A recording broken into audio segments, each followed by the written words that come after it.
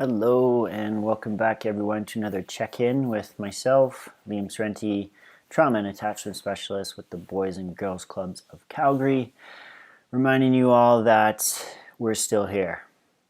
Now I wanted to check in with all of you first and foremost just to see how you're doing, how you're adjusting. A few weeks into the pandemic and our collective crisis and the new roles that we all find ourselves in day to day as we navigate this unexpected journey. One of the things I wanted to touch base with you specifically on in this little web-based video is how do we ensure that as we go along day to day that we're trying to do our best to maintain our connection and our communication specifically with our loved ones. One of the ways that we can do that is through a process called attunement, or tuning in to our needs and the needs of our loved ones.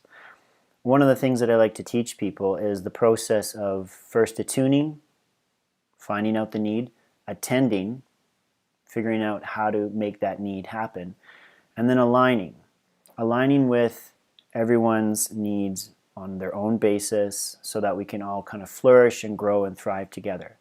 Now for today I just want to talk about specifically attunement and what that looks like in your homes, in your communities, or the environments that you're spending the majority of your time in right now, as we all have to socially distance each other, or distance ourselves from one another, and be in more isolated settings.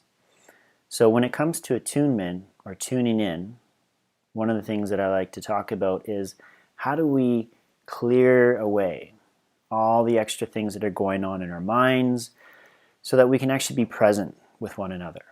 If we're not fully present with one another and we have our own thoughts racing and we're constantly trying to solve so many different things at once, we're not being present with the person in front of us or the person nearest to us who might be trying to communicate a need.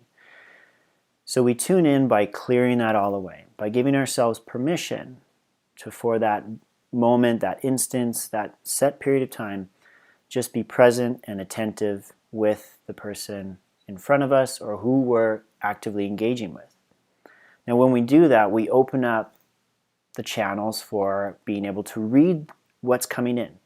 So not just the verbal communication, but the non-verbals and all the ways that they're interacting with the environment.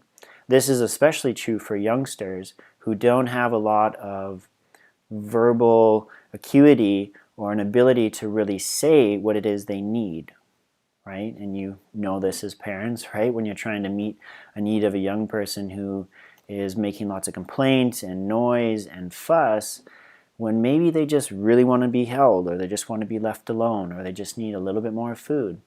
We don't really know until we try, through trial and error, and figuring out what it is that they need from us. And so being an attuned communicator right now means that we're trying to give ourselves that permission to clear out all the rest of the expectation and the worry that we have in that moment, tuning in, being present with that person that we're with so we can try to get that need understood, because we can't attend to it if we don't know what it is. And so I put that challenge out there is to try to be an attuned communicator with your loved ones. Try to figure out what their needs are, because our needs have changed greatly day to day as we go through this collective crisis and this journey together. And so what worked before might not be what's working now. And so we need to tune back in to make sure that we're translating those needs coming in effectively. Now, before I sign off, I wanted to share a quick little strategy with you who are at home trying to figure out how to establish your day and your routines, because I know that we're not all stay-at-home professional educators, and so we need sometimes a little bit of help and resource and strategy. So one of the things that I used to do when I worked in school settings is when I'd meet somebody and I'd try to figure out what it is that they're up to, I'd create a little bit of a schedule on the go by using a very simple first then. This is just a laminated piece of paper because I like laminating. Who doesn't? You can use a sheet protector and a piece of white piece of paper, and you just write first, then. You can do it vertically, horizontally, however you'd like to do it.